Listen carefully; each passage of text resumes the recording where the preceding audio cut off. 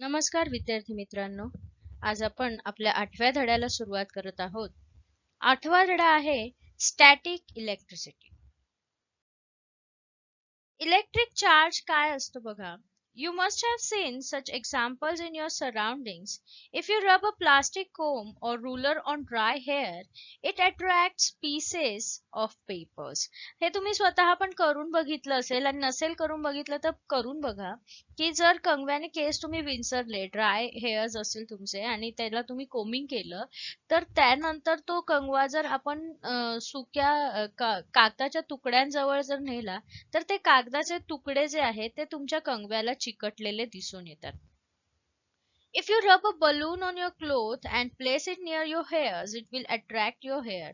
जर एखादा बलून आहे तो तुम्ही तुमच्या क्लोथ वरती रब केला आणि तुमच्या केसांजवळती जर नेला तर तुमचे जे केस आहेत ते त्या बलून कडे अट्रॅक्ट होत असलेले तुम्हाला दिसून येतात.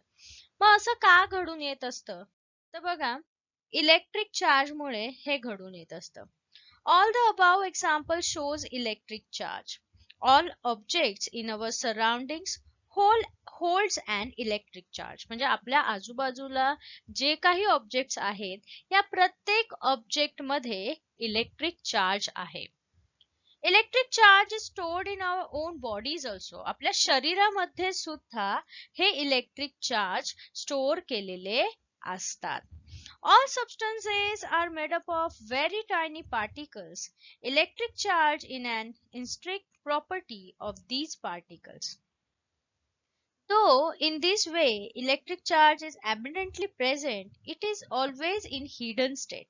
This is because two opposite charges are in equal numbers in all these substances. म्हणजेच काय आहे की प्रत्येक ऑब्जेक्ट, मग कुठल्याही ऑब्जेक्टला जर आपण टच केलं तर शॉक का नाही लागत? जसं आपण म्हटलं की इलेक्ट्रिक चार्ज आपल्या आजूबाजूला असणाऱ्या प्रत्येक ऑब्जेक्ट मध्ये आहे. मग प्रत्येक ऑब्जेक्टला टच केल्यानंतर आपल्याला शॉक लागतो का? नाही लागत. किंवा त्याच्यातला इलेक्ट्रिक चार्ज जाणवतो का? नाही जाणवत. का नाही जाणवत? कारण की प्रत्येक ऑब्जेक्ट मध्ये असणारा हा जो इलेक्ट्रिक चार्ज आहे तो हिडन फॉर्म मध्ये, लपलेल्या स्वरूपामध्ये असतो. आणि जेव्हा आपण एखादा रब केलेला चार्ज असलेला बॉडी पार्ट किंवा चार्ज असलेला ऑब्जेक्ट त्या दुसऱ्या ऑब्जेक्ट जवळ नेत असतो तेव्हा तो इलेक्ट्रिक चार्ज ऍक्टिव्ह होत असतो. पुढे बघा, when positive and negative charges on an object are balanced, the object is neutral. इथे खालच्या डायग्राम मध्ये तुम्हाला दिसतंय बघा, न्यूट्रल ऑब्जेक्ट आहे. न्यूट्रल ऑब्जेक्ट मध्ये काय असतं तर पॉझिटिव्ह आणि निगेटिव्ह चार्जेस जे असतात ते सेम नंबर्स मध्ये असतात. म्हणजे 4 पॉझिटिव्ह चार्जेस असतील तर 4 निगेटिव्ह चार्जेस असतात. मग पॉझिटिव्ह निगेटिव्हच्या जोड्या जोड्या बनून ते दोघं एकमेकांना काय करतात? न्यूट्रल करत असतात. परंतु मग ते ऍक्टिव्हेट कधी होतात? जेव्हा एखादी पॉझिटिव्हली चार्ज बॉडी किंवा निगेटिव्हली चार्ज बॉडी त्या न्यूट्रल ऑब्जेक्टच्या जवळ येते तेव्हा ती काय करते? जर पॉझिटिव्ह चार्ज बॉडी असेल तर त्या न्यूट्रल ऑब्जेक्ट मधले निगेटिव्ह ज्या काही चार्जेस आहेत हे निगेटिव्ह चार्जेस ते स्वतःकडे ती अट्रॅक्ट करून घेत असते. जर निगेटिव्ह चार्ज बॉडी आणली तर ती काय करणार? त्या न्यूट्रल ऑब्जेक्ट मधले पॉझिटिव्ह चार्जेस त्या स्वतःकडे अट्रॅक्ट करून घेणार. मग तेव्हा इलेक्ट्रिक चार्ज डेव्हलप होतो. म्हणजे नॉर्मल ज्यावेळेस तुमचा एखादा ऑब्जेक्ट आहे तो न्यूट्रल आहे कारण त्याच्यामध्ये नंबर ऑफ पॉझिटिव्ह चार्जेस आणि नंबर ऑफ निगेटिव्ह चार्जेस हे सेम अमाउंट मध्ये असतात. If this charges are not balance the object is said to be charged. आणि जर हे पॉझिटिव्ह आणि निगेटिव्ह चार्जेस ज्यांच्या जोड्या बनलेल्या आहेत पण जर समजा त्याच्यामध्ये काही कमतरता निर्माण झाली, एखादा पॉझिटिव्ह चार्ज कमी झाला, एखादा निगेटिव्ह चार्ज कमी झाला, तर मग तो मिळवण्यासाठी तो ऑब्जेक्ट स्वतःला चार्ज करतो आणि आजूबाजूचे पॉझिटिव्ह किंवा निगेटिव्ह चार्जेस स्वतःकडे अट्रॅक्ट करून घ्यायला सुरुवात करतो. बघा, प्रॉपर्टीज ऑफ इलेक्ट्रिक चार्जेस. आता जसं मी तुम्हाला मगाशी सांगितलं की चार्ज जे असतात ते दोन प्रकारचे असतात आणि ते चार्ज दोन प्रकारचे असतात हा शोध लावलेला आहे. The scientist Benjamin Franklin name the electric charges as positive charge and negative charge. Benjamin Franklin हा जो सायंटिस्ट आहे त्याने ह्या चार्जेसना नावं दिलेली आहेत positive charge and negative charge. When there are similar charges on a rod, these charges goes apart from each other, this is called as repulsion. म्हणजे positive charge जेव्हा एकत्र येतात त्यावेळेस काय होत असतं तर ते एकमेकांना रिपेल करत असतात. रिपेल करतात म्हणजे काय, एकमेकांपासून लांब जातात. जसं तुम्ही मॅग्नेट मध्ये बघितलेलं असेल, मॅग्नेट मध्ये काय होतं की नॉर्थ पोल आणि नॉर्थ पोल सेम पोल जर एकमेकांच्या समोर आले तर ते एकमेकांपासून दूर जातात, ते एकमेकांना अट्रॅक्ट करत नाही. तसंच इलेक्ट्रिक चार्जेसच्या बाबतीत असतं, दोन पॉझिटिव्ह चार्जेस जर एकत्र आलेले असतील तर ते एकमेकांना रिपेल करत असतात, त्यांच्यामध्ये अट्रॅक्शन घडून येत नाही. पण when there are different charges on the rod, these charges get pulled towards each other, this is called as attraction. दुसऱ्या डायग्राम मध्ये तुम्हाला दाखवलेलं आहे इलेक्ट्रोस्टॅटिक अट्रॅक्शन, त्याच्यामध्ये एक चार्ज निगेटिव्ह आहे, एक चार्ज पॉझिटिव्ह आहे, त्याच्यामुळे त्याच्यामध्ये काय घडून येते, अट्रॅक्शन घडून येते. आणि पहिल्या डायग्राम मध्ये दोन्ही चार्ज पॉझिटिव्ह असल्यामुळे ते एकमेकांपासून लांब जातात, त्यांच्यामध्ये आपल्याला रिपल्शन दिसून येत आहे. why every atom is naturally neutral, म्हणजे प्रत्येक ऍटम हा नॅचरली न्यूट्रल का असतो. न्यूट्रल असणं याचा अर्थ लक्षात घ्या, न्यूट्रल म्हणजे त्याच्यातले पॉझिटिव्ह चार्जेस आणि निगेटिव्ह चार्जेसचे नंबर सेम असतात. मग प्रत्येक ऍटम जो आहे तो नॅचरली न्यूट्रल असतो. न्यूट्रल म्हणजे काय की त्याच्यामध्ये पॉझिटिव्ह चार्जेस पण तेवढेच असतात आणि निगेटिव्ह चार्जेस पण तेवढेच असतात, त्याला कोणाकडेही चार्जेस मागत बसायची गरज नसते. All substances are made up of particles, हे तर तुम्ही 6वीला शिकलेलं आहात की सबस्टन्सेस जे असतात, वस्तू पदार्थ जे असतात हे छोट्या छोट्या पार्टिकल्स पासून बनलेले असतात. and these particles are ultimately made up of very tiny atoms. आणि हे जे पार्टिकल्स आहेत हे छोट्या छोट्या atoms पासून बनलेले असतात. atom is the smallest unit of any substance, म्हणजे कुठल्याही सबस्टन्सचा सगळ्यात स्मॉलेस्ट युनिट कोणता असेल तर तो असतो atom.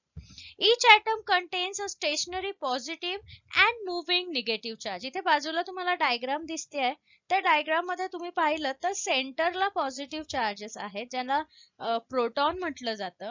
ते तुम्हाला पुढे ऍटमचं स्ट्रक्चर जेव्हा तुम्ही शिकाल त्याचा डिटेल स्टडी तुम्हाला आहे त्याच्यामध्ये.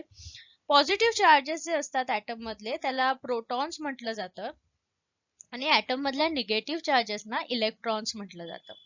पॉझिटिव्ह चार्जेस जे असतात ते ऍटमच्या न्यूक्लियस मध्ये असतात, सेंटर मध्ये स्थिर असतात, आणि निगेटिव्ह चार्जेस जे असतात ते ऍटमच्या बाहेरच्या कक्षांमध्ये फिरत असतात, ज्याला आपण इलेक्ट्रॉन्स म्हणतो.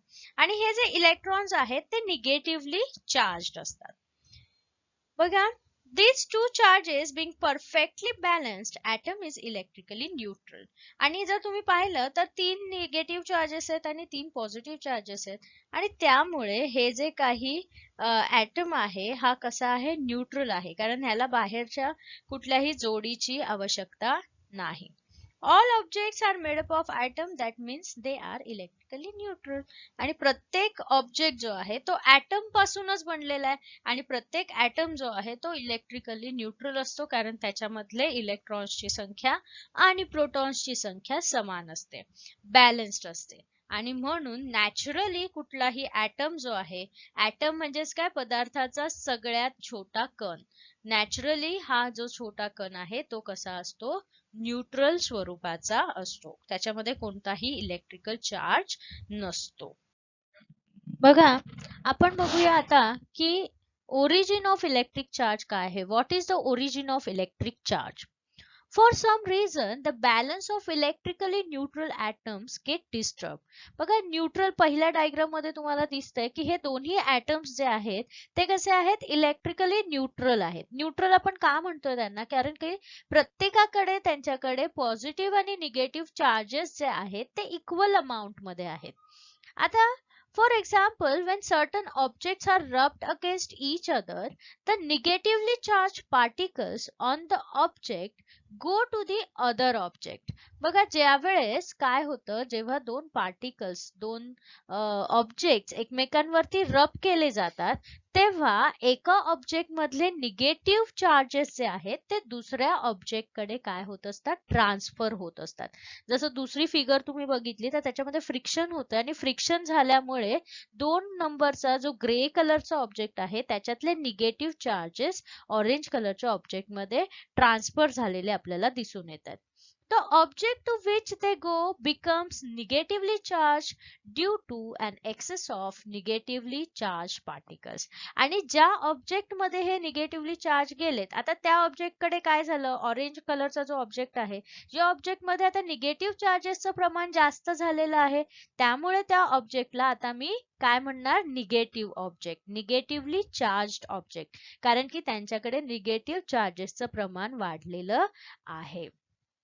Similarly, the object from which the negatively charged particles go away becomes positively charged due to a deficiency of negatively charged particles. आणि ग्रे कलरचा जो ऑब्जेक्ट आहे, या ग्रे कलरच्या ऑब्जेक्ट मधून निगेटिव्ह चार्जेस कमी झाल्यामुळे पॉझिटिव्ह चार्जेस जास्त राहिले आहेत आणि त्यामुळे तो ऑब्जेक्ट, त्या ऑब्जेक्टला आपण पॉझिटिव्हली चार्ज्ड ऑब्जेक्ट असं म्हणणार.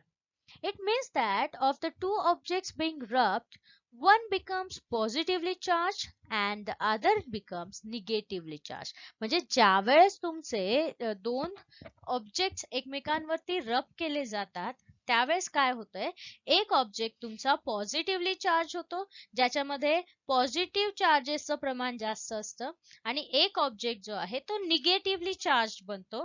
निगेटिव्हली चार्ज का बनतो, कारण मग त्याच्यामध्ये निगेटिव्ह चार्जेसचं प्रमाण वाढलेलं असतं.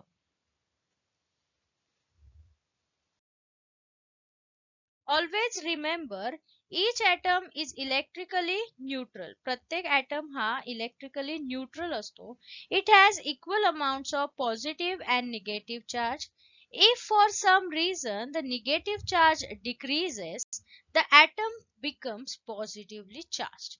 जर समजा एखाद्या ॲटम मधले निगेटिव्ह चार्ज कुठल्याही कारणाने कमी झाले, तर त्या ॲटम मध्ये आपण म्हणणार की पॉझिटिव्ह चार्ज डेव्हलप झालेला आहे, म्हणजे पॉझिटिव्ह चार्जेसचं प्रमाण वाढलेलं आहे. बघा, do you know, about 2500 years ago, a Greek scientist named Thales found that feathers are attracted towards a rod of yellow colored umber which had been rubbed against a woolen cloth. त्याने 2500 वर्षांपूर्वीच हा शोध लावला होता की ज्यावेळेस yellow कलरचा अंबरचं जे रॉड आहे ते जेव्हा वुलन क्लोथ वरती घासलं, तेव्हा काय झालं, तर फीदर्स त्याच्याकडे अट्रॅक्ट व्हायला लागले. मग आता इथे जे काही झालं, ते जे अट्रॅक्शन झालं, ह्या अट्रॅक्शन मध्ये नेमकं काय होतं, तर त्याला त्यांनी काय नाव दिलं बघा, amber is called electron in the Greek language. अंबरला इंग्लिश ग्रीक लँग्वेज मध्ये इलेक्ट्रॉन असं म्हटलं जातं. therefore this property of amber to attract things, म्हणजे अंबरने काय केलं, दुसऱ्या एका फिदर या थिंगला अट्रॅक्ट केलं स्वतःकडे. मग ही जी प्रॉपर्टी अंबर मध्ये निर्माण झाली, त्याला त्यांनी इलेक्ट्रिसिटी हे नाव दिलं. आणि हे नाव कोणी दिलं, तर थॉमस ब्राउनी याने 1646 AD या इयर मध्ये त्या इलेक्ट्रॉनला इलेक्ट्रिसिटी, म्हणजे ती अंबरची जी प्रॉपर्टी होती अट्रॅक्ट करून घेण्याची थिंग्स ना, त्याला नाव त्यांनी काय दिलं, इलेक्ट्रिसिटी असं नाव दिलेलं आहे. आता फ्रिक्शनल इलेक्ट्रिसिटी काय म्हणतात, फ्रिक्शनल इलेक्ट्रिसिटी म्हणजे काय आहे ते बघूया आपण. The electric charge generated by friction is called as frictional electricity. असा इलेक्ट्रिक चार्ज जो फ्रिक्शन मुळे जनरेट झालेला असतो. फ्रिक्शन म्हणजे काय, घर्षण. दोन वस्तूंमध्ये जेव्हा घर्षण घडून येतं तेव्हा जो इलेक्ट्रिक चार्ज डेव्हलप होतो त्याला फ्रिक्शनल इलेक्ट्रिसिटी असं म्हटलं जातं.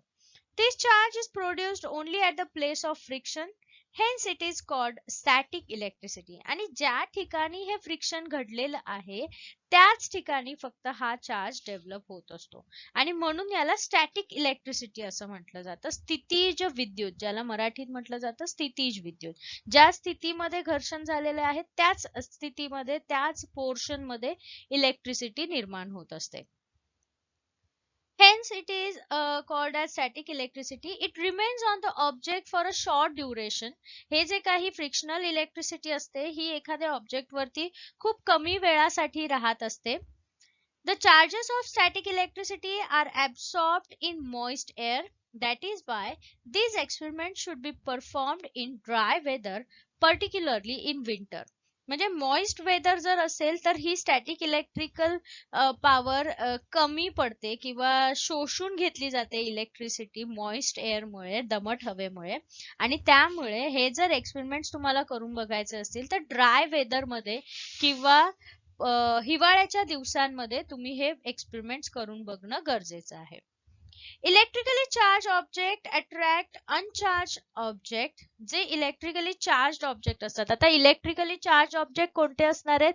ज्यांच्याकडे पॉझिटिव्ह चार्जेसचं प्रमाण वाढलेलं असेल किंवा निगेटिव्ह चार्जेसचं प्रमाण वाढलेलं असेल आणि ज्यांचा बॅलन्स डिस्टर्ब झालेला आहे, त्यांच्या जोड्या जोड्या तुटलेल्या आहेत आणि त्यांना नवीन जोड्या शोधायच्या आहेत, असे जे पार्टिकल्स असणार आहेत ते कसे असणार आहेत? Electrically charge particles. आणि ते काय करत असतात?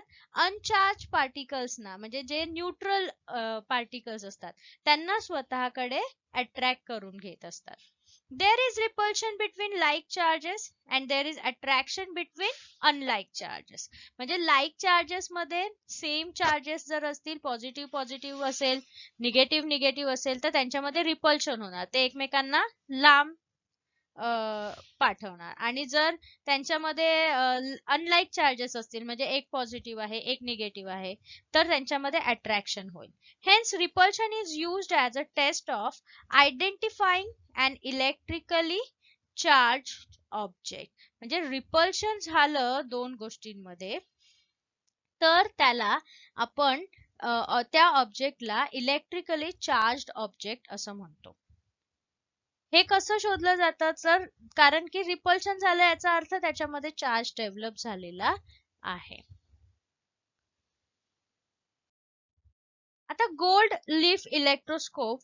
दिस is a simple device to detect the electric charge on an object. कोणत्याही ऑब्जेक्ट वरती इलेक्ट्रिकल चार्ज आहे का हे डिटेक्ट करण्यासाठी गोल्ड लीफ इलेक्ट्रोस्कोपचा वापर केला जातो. It consists of a copper rod which has a metal disc at the upper end and two thin gold leaves at the other. म्हणजे वरच्या बाजूला कॉपरची डिस्क असते त्याला आणि दुसऱ्या बाजूला त्याच्या काय असतात? गोल्डचे लीव्स असतात दोन. The rod is placed in a bottle so that the disc above the bottle. Disc कशी ठेवली जाते? बॉटलच्या बाहेरच्या बाजूला ठेवली जाते आणि तो जो रॉड आहे ज्याला गोल्ड लीफ लावलेले ते बॉटलच्या आतमध्ये असते. When an uncharged object is taken near a disc, the leaves remains closed. जेव्हा अनचार्ज म्हणजे जो चार्ज्ड ऑब्जेक्ट नाहीये तो जेव्हा या डिस्क वरती ठेवला जातो त्यावेळेस ते जे लीव्स आहेत ते क्लोजच राहतात, त्याच्यात कुठलीही मूवमेंट होत नाही. When a charged object is taken near a disk, both the leaves are charged by the same electric charge and repel each other. आणि एखादा चार्ज ऑब्जेक्ट ह्याच्यावरती ठेवलेला असेल तर दोन्ही त्या गोल्ड लीफ वरती सेम प्रकारचा इलेक्ट्रिक चार्ज डेव्हलप होतो आणि मग ते गोल्ड लीफ एकमेकांना काय करत असतात? रिपेल करत असतात, एकमेकांपासून ते लांब जात असतात. अशा प्रकारे गोल्ड लीफ इलेक्ट्रोस्कोपचा वापर करून एखादा ऑब्जेक्ट चार्ज आहे की नाही हे आपण शोधून काढू शकतो. आता आपण बघूया ऍटमॉस्फेरिक इलेक्ट्रिक चार्ज. ऍटमॉस्फेरिक म्हणजे काय? आपल्या निसर्गामध्ये सुद्धा इलेक्ट्रिक चार्ज तयार होत असतात. ते कसे तयार होत असतात? तर लाइटनिंग तुम्ही सगळ्यांनी बघितलेली आहे, विजांचं चमकणं तुम्ही सगळ्यांनी बघितलेलं आहे. हे जेव्हा विजा चमकतात तेव्हा एक्झॅक्टली काय होत असतं बघा. Where air and clouds rubs against each other in the sky, the upper part of the some cloud on the upper side becomes positively charged and the lower sides becomes the negatively charged. म्हणजे हवा आणि ढग यांच्यामध्ये जेव्हा rubbing होतं तेव्हा sky मध्ये वरच्या बाजूला, ढगांमध्ये वरच्या बाजूला पॉझिटिव्हली चार्ज डेव्हलप होत असतात आणि खालच्या बाजूला निगेटिव्हली चार्ज डेव्हलप होत असतात, निगेटिव्ह चार्जेस डेव्हलप होत असतात. When these negative charges on the bottom of the clouds become much larger than the charge on the ground, it starts flowing towards the ground in stages. ज्यावेळेस इथे बघा या diagram मध्ये तुम्हाला दिसत असेल, ज्यावेळेस हे जे निगेटिव्हली चार्जेस आहेत ते खूप जास्त प्रमाणावरती वाढतात तेव्हा ते ग्राउंड वरती फॉल व्हायला सुरू करतात आणि जेव्हा ते ग्राउंड वर फॉल होतात त्यावेळेस ते काही स्टेजेस मध्ये फॉल होत असतात आणि हे निगेटिव्ह चार्जेसचं ग्राउंडवर फॉल होणं म्हणजेच वीज चमकणं असं आपण म्हणतो, त्याला आपण लाइटनिंग असं म्हणत असतो.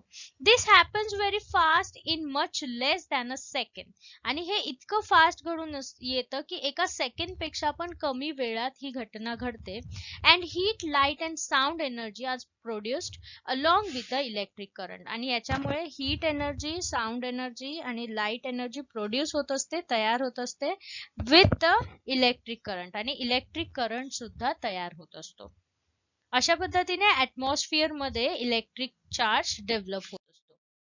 Do you know, due to the tremendous heat and light generated by lightning, a chemical reaction occurs between nitrogen and oxygen in the air and nitrogen oxide gas is formed.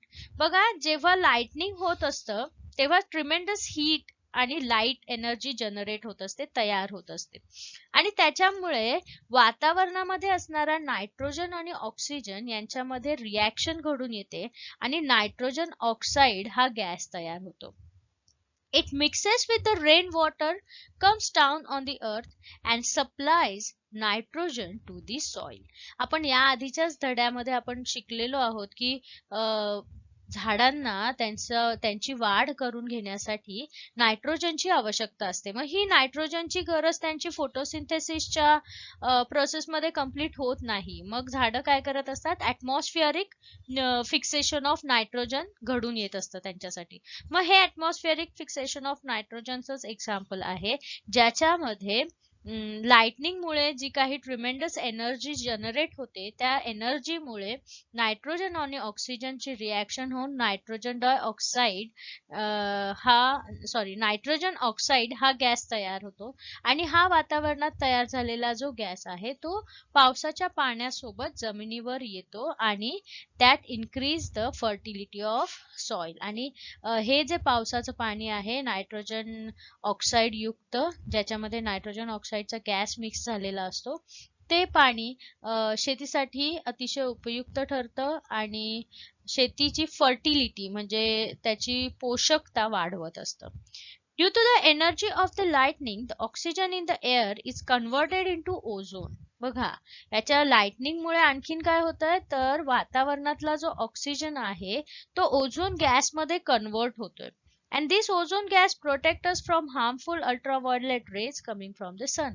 Ozone गॅसचं महत्व आपण इयत्ता 6वीला शिकलेलोच आहोत की ozone हा आपला ozone is our protecting shell, ती आपली प्रोटेक्टिंग शेल आहे आणि त्यामुळे हा गॅस तयार होणं सुद्धा महत्वाचं आहे. मग हा गॅस कुठल्या प्रोसेसमध्ये तयार होतोय तर ज्यावेळेस लाइटनिंग घडून येते तेव्हा त्या लाइटनिंगच्या एनर्जीमुळे वातावरणातला जो ऑक्सिजन आहे that is getting converted into ozone, and this ozone is very important gas for us to protect ourselves from the harmful rays of the sun.